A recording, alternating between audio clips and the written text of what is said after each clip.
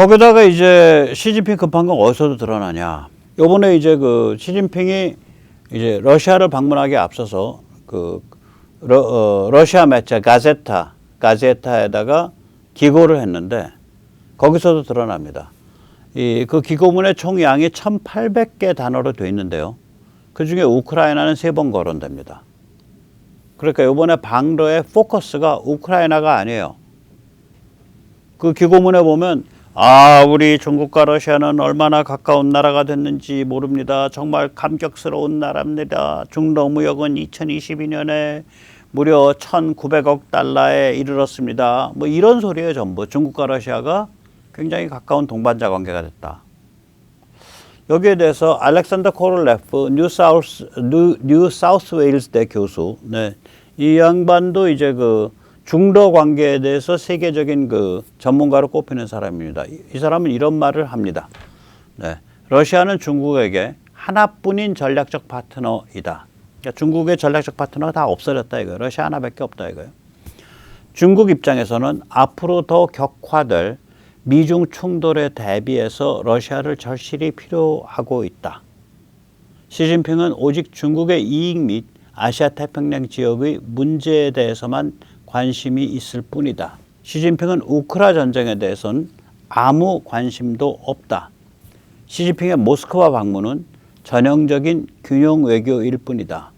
중국에선 중국과 미국이 결국 충돌 코스로 가고 있다는 생각이 점점 더 강해지는 중이고 앞으로 이 추세는 바뀌지 않을 것이다. 따라서 중국은 러시아랑 손을 잡으려고 여러 가지 방면으로 노력을 계속해 갈 것이다. 뭐 이런 얘기예요. 그런데 제가 보기엔 러시아는 그건 중국의 군사 지정학적 입장이고 러시아는 이제 그 우크라 전쟁 이후에 살아남으려면 그러니까 흑해와 유럽을 이용을 해야 돼요.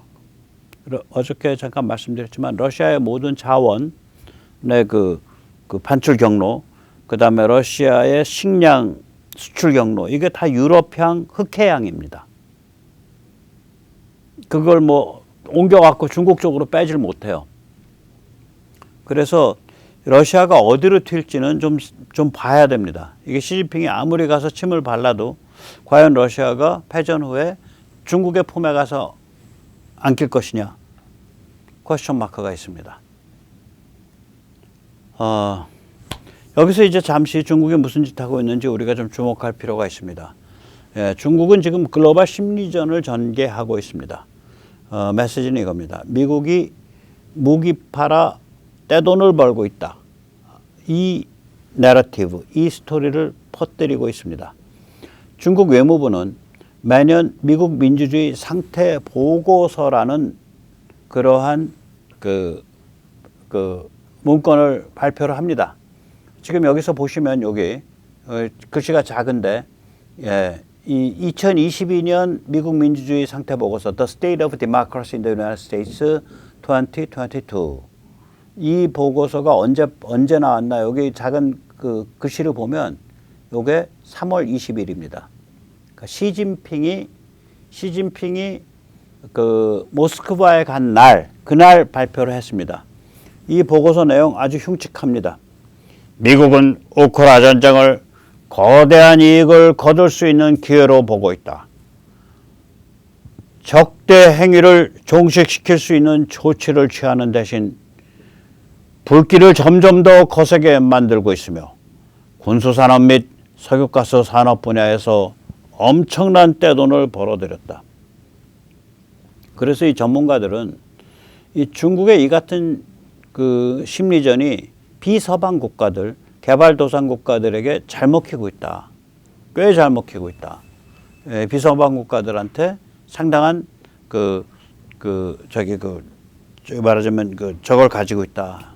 그 개발도상국들한테 인도라든지 브라질이라든지 사우스 아프리카라든지 뭐 그다음에 일반적인 개발도상국에도 왜 미중 전쟁 우크라 전쟁 좀 빨리 끝내지 왜 자꾸 미국이랑 서방이 계속 우크라를 도와줘 갖고 전쟁이 안 끝나고 이렇게 밀가루 값도 비싸고 밥도 굶고 자원값도 이렇게 요동을 치고 참 미치겠어.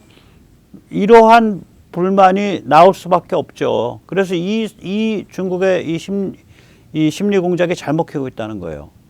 한국에서도 이런 얘기 많이 들어보셨죠. 저는 최근에 KBS에서 안유화라는 사람이 똑같은 얘기를 하더라고요. 그런데 이제 몸을 조심하는 건지 미국이라고 얘기를 안 하고 미국의 일부 산업 분야의 기업들이 떼돈을 벌고 있죠. 예, 그러니까 이 전쟁 누가 하겠어요? 네, 떼돈 버는 사람들, 이익 버는 사람들이 전쟁하는 거 아니에요? 그 사람들이 전쟁 계속해서 연장하는 거 아니에요? 이런 식으로 얘기하더라고요. 그래서 제가 야, 저거 중국 공산당이 하는 소리인데 왜 저 양반이 저 소리를 하냐? 그러니까 훨씬 더 지능적이죠. 미국이라고 안 받고 미국의 특정 기업군들이, 특정 산업의 기업들이. 그래서 사실 말이 안 되죠. 미국을 럭키드 마틴이라든지 노스럽 그루만이라든지 보잉 전투기 사업부 이런 데가 미국을 쥐락펴락 흔든다? 아유, 천만에 안 그렇죠. 지금 쭉 보듯이 이거는 말하자면 서방 가치, 자유민주주의 이런 것이 걸린 전쟁이기 때문에 유럽 이런 게 걸린 전쟁이기 때문에 이게 물러날 수가 없는 거예요. 특히 우크라 사람들이 저렇게 전쟁 의지를 굳세게 갖고 있기 때문에 더 그렇죠. 네. 여기서 이제 우리가 이 중국을 겨냥한 신냉전의 특징을 봐야 됩니다. 우리가 신냉전이라 그러면 그건 뭐 군사적으로 대립하는 거, 냉전, 그런 그런 생각이 있잖아요. 옛날 냉전도 군사 대립은 겉모습이고 그 안에 들어있는 건 결국 뭐냐면 공산 전체주의의 확산이 인류에게 이롭지 않다. 우리 그거 싫다. 그런 어떤 정치 사상적 판단, 그런 가치 평가였거든요. 똑같아요. 지금 펼쳐지고 있는 신냉전도 그거 미국과 중국 사이의 패권 다툼이고요. 군사적으로 대립하는 거예요. 그것뿐이에요. 그게 아니죠. 제가 거듭 말씀드리지만 체제와 체제, 가치와 가치의 대결이에요. 그리고 그 점에 있어서 우리가 무엇을 선택하고 무엇을 지지해야 되는가는 명확한 거예요.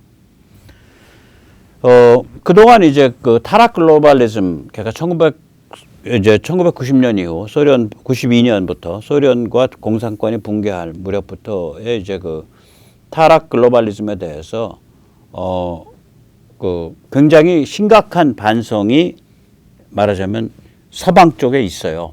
그게 뭐냐면은 공산국가 쪽에서 그 기반을 둔 자본주의는 공산국가 자본주의죠. 이건 자유민주주의랑 다르다. 얘들은 세계 시장에 푹 담가 놓으면은 착해지는 게 아니라 오히려 이상하게 변형된 프랭켄스타인으로 간다. 러시아는 페트로 마피아로 갔고 중국은 임금 착취 마피아로 갔고. 그래서 얘들은 결국은 사고 친다. 이거를 뼈저리게 느낀 거예요. 그 얘기는 수도 없이 합니다. 그러니까 중국 사랑, 러시아 사랑이 바보 같은 이디오틱, 바보 같은 실수였다. 바보 같은 실패였다. 그런 얘기들은 요새 미국 평론가나 서방 평론가들 입에서 계속 툭툭 튀어나와요. 그리고 중국과는 전략적 체제 경쟁자이다. 다시 말하자면 중국 특색 사회주의가 살아남냐 자유민주주의가 살아남냐라는 그런 싸움이다. 그 소리예요. 그게. 자, 그래서 이렇기 때문에 신냉전의 키워드는 무슨 군산이 뭐 이런 건 뒷전이고요. 신냉전 키워드는 이런 겁니다. 이거 이제 우리 외무부에서도 잘 쓰고 요새는 문재인 정부 같으면 안 썼겠죠. 윤석열 대통령도 잘 쓰죠. 가치 공유 동맹. 그러니까 가치 공유. value sharing. 그 다음에 규범 기반 국제 질서. 그러니까 rule based international order. 그 다음에 비슷한 마인드를 가진 우방, like-minded countries. 이런 얘기들을 계속해요, 요새는. 이게 키워드예요. 군사는 그 다음에요. 개인, 자유, 실존, 민주주의, 공정시장. 이런 가치를 우리가 섬기냐, 혹은 그 가치를 파괴하냐. 그 다음에 그런 가치에 기반한 주권국가들이 이끌어가는 주권국가들 사이에 평등한 그런 관계가 적용되는 그런 규범 기반 국제 질서냐 아니면 깡패가 설쳐서 한 대 쥐어 패면 핵을 가지고 있기 때문에 깨갱하고 아무 소리도 못하는 그런 이상한 국제 질서냐. 그런 데 대한 싸움이죠. 이게. 그래서 이게 신냉전은 이제 러시아는 둘 중에 하나입니다. 이번 전쟁 끝나면 무릎 꿇고 서방 쪽으로 달라붙어서 수습을 하려 그러든지 아니면 중국풍으로 폴싹 안기든지 둘 중에 하나일 텐데 역사적 배경과 여러 가지를 살펴보면 이거는 러시아는 절대로 쉽게 그렇게 중국 품에 폴싹 안기는 그러한 일은 벌어지지 않을 거다. 저는 그렇게 봅니다. 그래서 거듭 말씀드리지만 이 냉전도 그랬고 냉전도 그게 뭐 군사 간의 대결이다. 무슨 체제 대결이다. 아니에요. 정신과 가치의 대결이에요. 그래서 지금이 어느 세상인데 냉전 시대 같은 수구 소리를 합니까? 그러면 내가 묻고 싶은 말이 있어. 안철수 같은 사람 그런 말 많이 하죠. 당신은 냉전 시대 때에 소중히 여겨서 섬겼던 정신적 가치가 의미가 없어졌어? 당신은 그냥 코스닥에 기업 보내고 돈 벌면 다야? 그냥 정치한다 그래서 주가 띄워가지고 뭐 재단 만들고 뭐 이러면 다야? 그게 당신의 모든 인생은 돈으로 해결되는 거야? 물질로 해결되는 거야? 만약 그렇다면 당신이 일제를 떠받들었던 사람들, 일제를 이끌어갔던 그 일제의 마인드 혹은 공산혁명을 이끌어갔던 사람들의 물질주의와 뭐가 달라? 그렇게 묻고 싶은 거예요. 글쎄요. 안철수 씨한테 그런 말 물으면 뭐라고 답할지 모르겠네요. 예. 그래서 이제 마지막으로 이제 말씀을 드리면 지금 질서에서는 이제 네오콘은 파산을 하고 이제 지능적인 개입주의죠. 스마트 인터벤셔니즘이라고 해야 될까? 뭐 그렇게 말씀드릴 수 있는데요. 네오콘은 명분은 정말 뭐 거의 뭐 살떨리도록 굉장히 호전적이에요. 미국을 공화국으로 유지하기 위해선 미국이 세계 경찰 역할을 하면서 상시적으로 어디든지 군사 개입을 해야 합니다.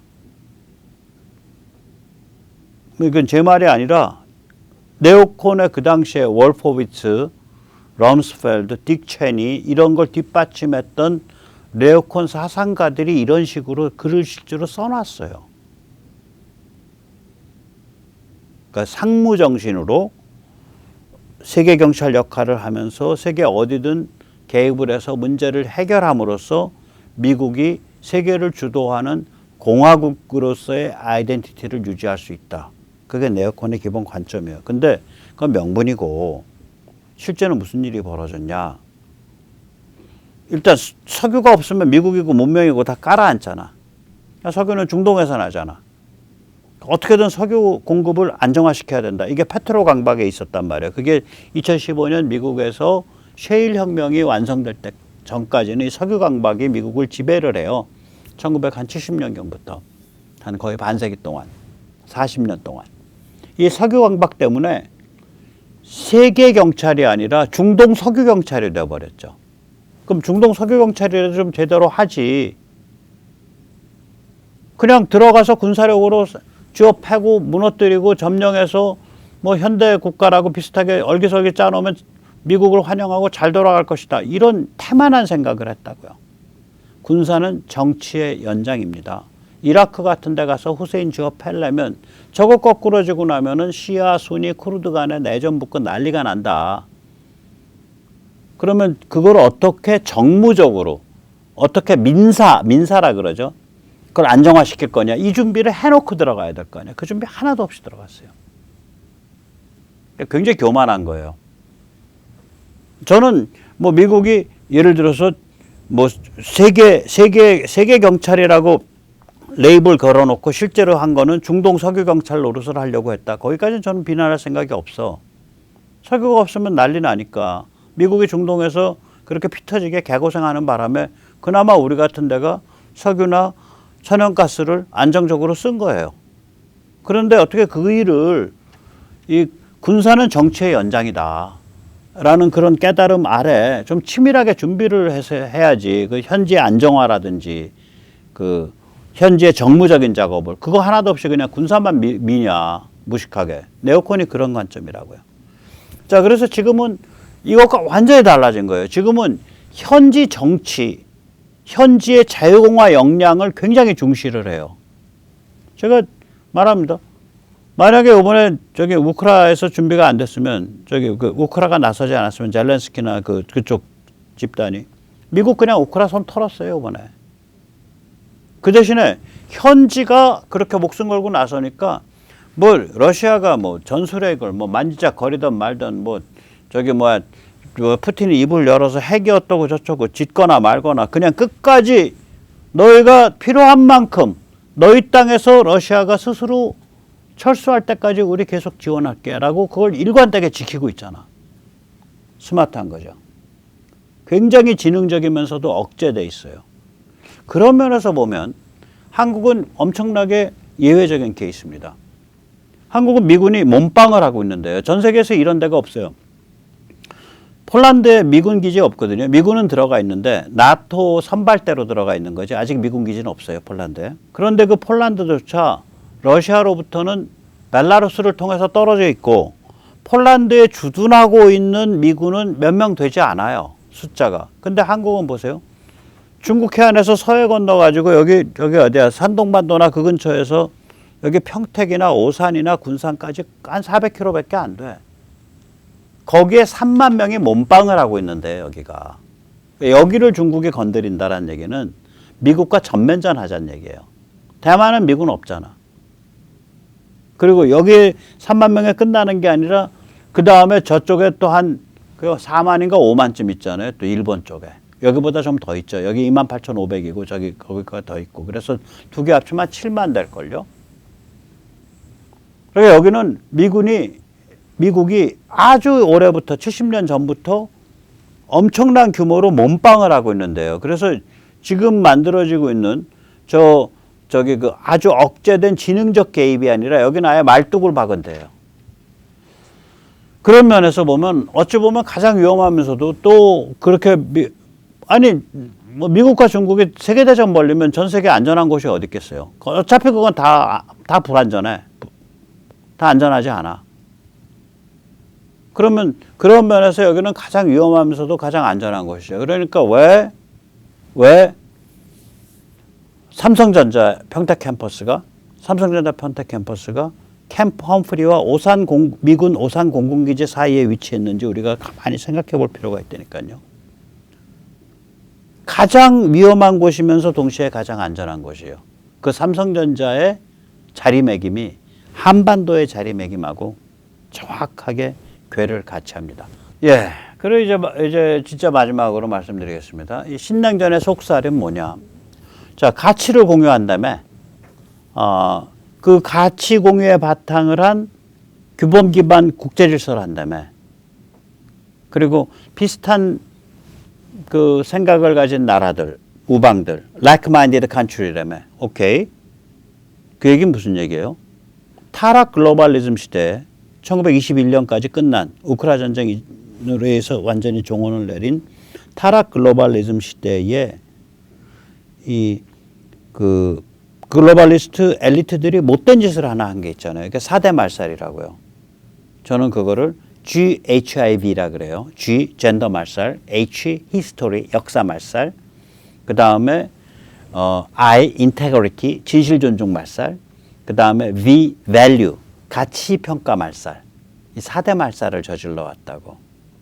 공화국의 질서에 밑에 주춧돌을 뺀 거예요. 밑장 빼기를 한 거예요. 흐물흐물해야 만지기가 좋으니까. 뭐 대표작이 1870년대 80년대 나왔으니까 대표작이 나온 시점으로 기준으로 하면은 140년, 150년 전의 사상가 니체가 살았을 때 이제 젠더 말살은 없었으니까 이 니체는 요즘에 역사 말살, 진실 존중 말살, 가치 평가 말살을 정면으로 다뤘습니다. 그때 이미 140년 전에. 예. 그걸 이제 정확히 표현하면 이겁니다. 역사 말살이라는 건 역사라는 건 기억이잖아요. 집단 기억, collective memory거든요. 거기서 딱 뭐라 그러냐면 폭도의 기억은 자기 아버지 세대에서 끝난다.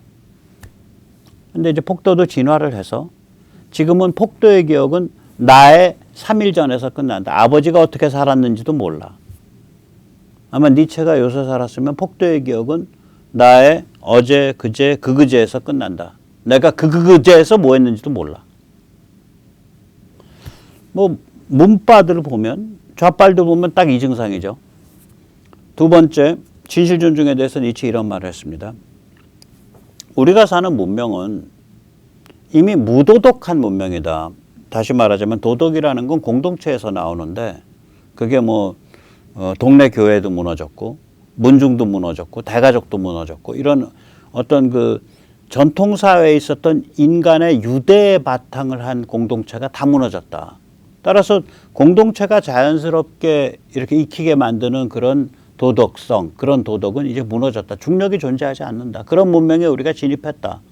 이런 상태에서 인간이 붙들 수 있는 삶의 원칙은, 최고의 원칙은 진실 존중이다. 인테그리티다. 그러면 진실 존중을 최고의 도덕률로 삼는다면 최고의 악덕은 뭐냐? 우리는 정의로운 존재로다. 우리는 진보로다. 저 친일파들 배지에 죽창을 박아라. 불질러버려라. 보수를 땅에 묻어버려라. 이런 우덜식 정의감. self-righteousness. 이게 이제 성경에서는 바리새 근성이라고 부르는 게 이거죠. 이것이 바로 진실 존중의 대척점에 있는 악덕이다. 그러니까 진실 존중, 인테그리티의 대척점에 있는 건 뭐냐? self-righteousness. 우덜식 정의감이다 이거예요. 그 다음에 세 번째, 가치평가는 사람을 산하게 만들고 갈등을 유발한다고 떠드는 세상이 되어버렸다. 가치평가를 포기하고 모든 사람이 모든 사람과 뜨뜻하게 부비 하면서 살면 된다고 떠드는 그런 세상이 되어버렸다. 이런 풍조가 지배하는 세상에서 사는 인류는 멸종 직전의 상태에 도달한 것이다. 이런 상태에 도달한 인간을 마지막 인종, Last Man슈라 불러야 된다. 그러니까 마지막 인종이라는 건 뭐냐면 멸종 위기에 처한 인간이라는 소리예요. 인간은 가치 판단을 포기하는 순간 이미 인간이 아니문이다에 진입한다 이거예요. 가치 평가를. 제가 절대로 안 쓰는 말이 그 judgmental, 그러니까 가치 평가적인 태도를 싫어한다라는 표현을 영어에서 많이 해요. 나 너 비판하려고 하는 거 아니야. 거기까지는 맞는데 그걸 표현할 때 I'm not being judgmental. 나는 지금 가치 평가하려는 거 아니야. 이렇게 표현하는데 그 참 못돼 먹은 표현이다라고 본다고. judgmental 해야지. 가치 평가 안 하면 짐승인데. 단지 그걸 내가 그렇게 가치 평가해서 입으로 표현해서 너 가르치려고 해봐야 뭐 가르쳐 지겠냐. 소교의 경일기지. 그러니까 나 그냥 좋은 낯으로 얘기할게. 그러니까 patronizing이죠. patronizing이죠. patronizing. 그걸 이제 그러니까 내가 보고자고 내가 너 스승이야. 내가 지금 지적해 주는 거 너 배워서 고쳐야 돼. 그건 하면 안 되지. 왜 그러면 말이 맞더라도 상대방이 그 말 접수커녕은 반감만 가지고 더 다른 데로 더 튀는데. 그러니까 I'm not patronizing. 나 지금 너 가르치려고 드는 거 아니야. 라고 표현하는 게 맞는데 그 표현 대신에 나 지금 가치 평가, 나 지금 평가하려는 거 아니야. 이렇게 표현하니까 이게 말이 얼마나 오염이 돼 있냐고요. 그거 보면서 참 영어도 많이 망가져 있구나. 한국말도 망가져 있지만 그런 생각이 듭니다. 아무튼 간에 지금은 다 가치 평가를 부인하는 그런 세상 터널을 우리가 한 30년 사는 거예요. 니체는 뭐라 그러냐면요.